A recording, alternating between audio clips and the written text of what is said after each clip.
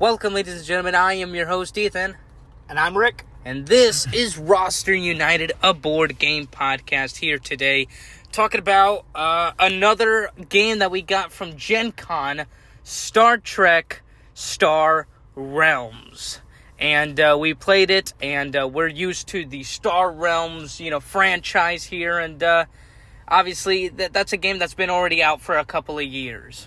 Yeah, it came out in 2014. It's basically just Star Realms itself is just basically a basic deck builder game. You can play 1 to 4 players. I've never played the solo player mode. Usually I've only played really 1v1, but you can do teams or you can do a free-for-all. And basically what you're doing is you start off with like a normal deck builder. You start off with a basic deck. You've got cards that, give you money, can attack the other player, or can even heal you. And that's a lot of what these symbols on these cards are. Each round, you're going to draw 5 cards from your deck. You're going to play those cards in some order. You're going to use the money to buy cards, and you're going to use the attack points to attack your opponent. Each opponent has 50 points. The way you basically, build your deck out is you have kind of a river of cards in the middle, 5 cards that are always exposed, that you can purchase with those coins from the cards you just played out of your hand. So you'll be buying more cards. You can buy, there's a generic ship that's available to you that you can buy. And the types of cards that you can do, really there's 2 basic types inside this game. There are ships, and those ships can have a variety of powers. They can be attacked, they can generate money, they can help you heal, they can do actions against your opponent, maybe make them discard a card or let you discard a crappy card out of your deck, and so you can start trimming that up. Or you can get locations. And locations are unique in a couple of ways. When you play a ship card, at the end of your turn, all those cards go into your discard like a normal deck builder. Locations, however, stay on the board. So they can be exhausted or kicked, and you can use whatever powers that they provide you as well. Some of the locations also can act as like a bodyguard component where you have to attack that card first. So in essence, that's it. You're building up your deck over a series of rounds. You're trying to get through that deck as fast as possible. You're attacking your opponent, and the first person to take their opponent's hit points to 0 wins the game. This is Star Trek Star Realms, which is just an exact copy of the original Star Realms. If you know Star Realms, it's the exact copy of it. What they've done is instead of the generic factions that they invented for Star Realms, you have Star Trek factions. So you have a Federation cards that tend to generate more money or health. You have Klingon cards, which tend to let you trim your deck, cull your deck out, or attack the other player. You have Romulan cards, which are very much attack cards. And you have the Jem'Hadar, which kind of will do a variety of things for you and let you manipulate your deck in different ways. So that's just a little bit of an overview. Ethan, what were your thoughts on Star Trek Star Realms? Well, like you said, and I clearly saw it too at the beginning there, is that Star Trek Star Realms is the exact copy of the regular Star Realms. I think the only different thing is the abilities when you activate them. When you play, Good point. I didn't mention abilities. When you do the when you play a card, you'll notice that they have a regular ability on them. It can let you gain a coin or deal 1 attack to the opponent. But below that, you'll see the Federation symbol or the Romulan symbol, and that can only be activated if you play another ship of that same clan, right? So that's that same faction. Yeah. There you go. So if you play 2 Federation ships, and each Federation ship has that ally line. So, the card's got lines on what you can do. You basically get to activate that line right away. Yeah, and it's really interesting because that can lead into some pretty heavy combos, dealing more damage or letting you scrap, which means basically remove a card from your deck permanently from the game, which can let you burn through some more of your good cards in your deck, because you'll start with very crappy cards in your hand, which is normal. That's how the game is played. That don't really do that much, and you can scrap through them and things like that, do more stronger abilities and combos.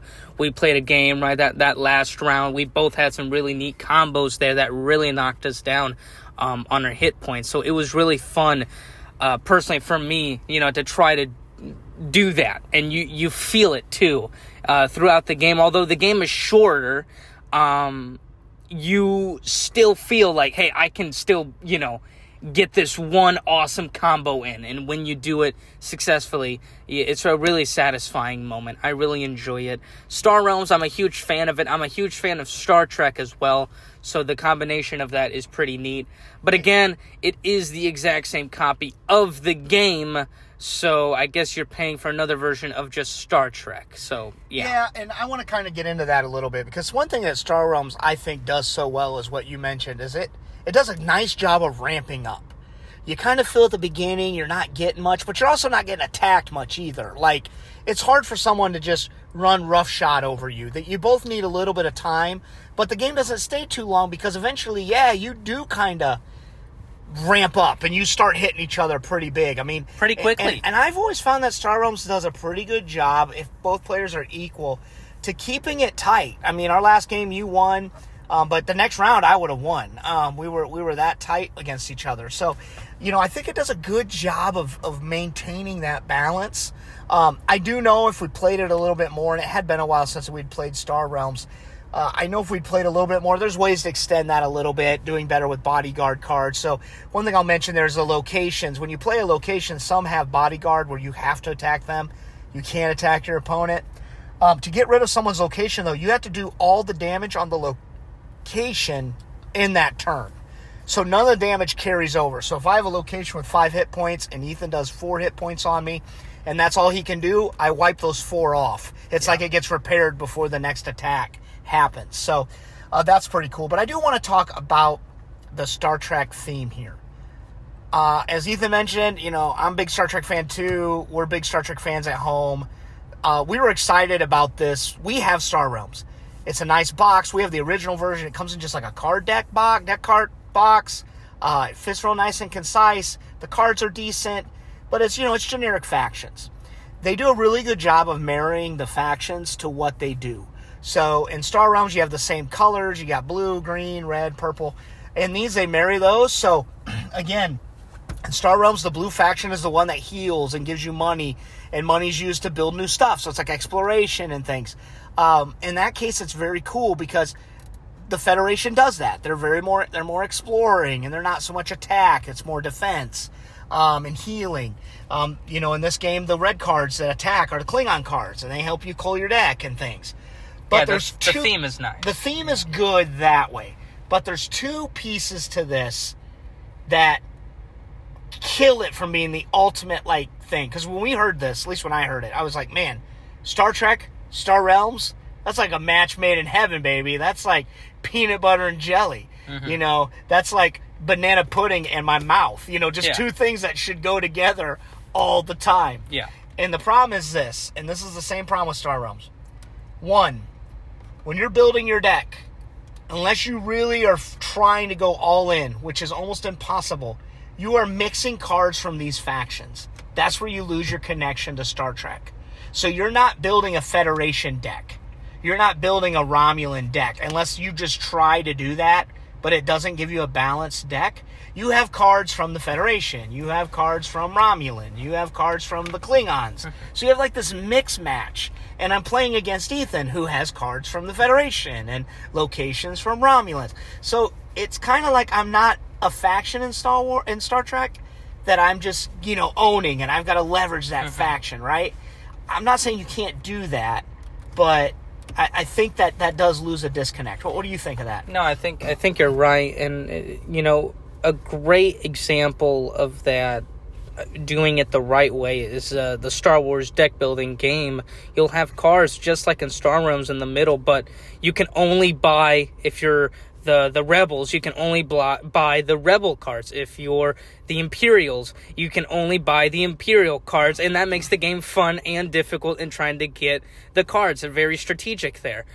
In this game, like you said, you're just kind of bouncing off with everything. So you're not really playing as a faction in Star Trek. You're kind of just a person absorbing a little bit of everything, which is fine, but it's just that disconnect. I'm not saying it makes the game bad. I'm just preparing folks that you do have that disconnect.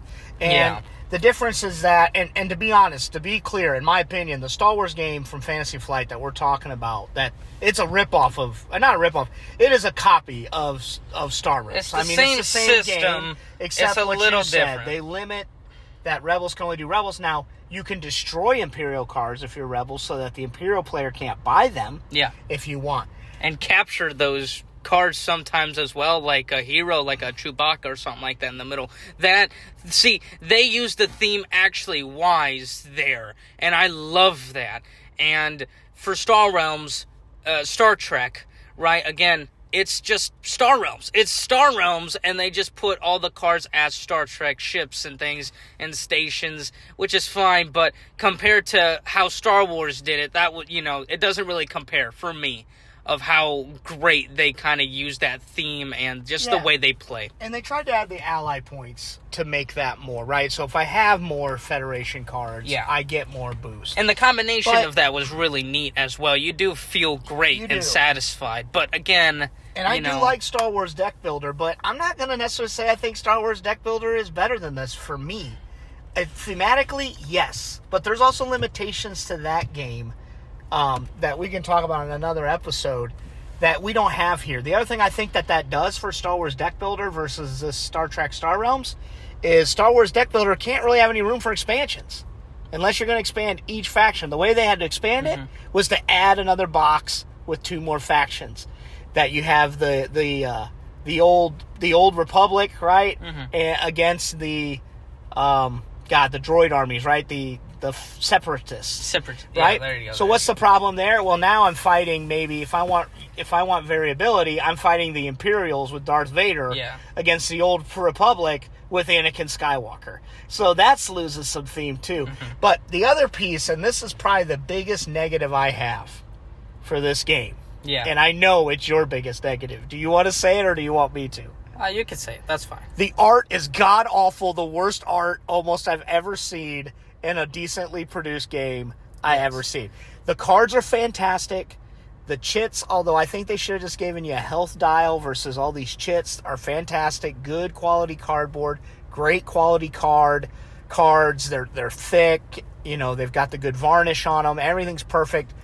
But God, they took the art straight out of the Next Generation TV show. And when I mean straight out of it, it's like some dude was watching it on his TV and took a picture with the iPhone and stuck it like a screenshot, like just a picture right off his TV. And I swear that's where the art came from for this game. They have the license and they just ruined that piece. Yeah, and you know what's funny is that a lot of these Star Trek games, and I was telling you this too before we recorded, is that a lot of these Star Trek games, they're produced as if they were like in the 90s. Like literally the cards, although they're great quality, the front of it looks like it's a game that like before all of these neat components and cards came out nowadays. I would say the art does. The card layout, the graphic design follows Star Realms graphic design. That's fine. But even so, just the Star Trek games in general, we have a couple, Star Trek Ascendancy and everything, right? And just a lot of those Star Trek games just keep adding the same stupid screenshot things, and I don't want it. Go somewhere else. Every other IP does some awesome artwork. I get it. Maybe it's cheaper because everybody's doing it.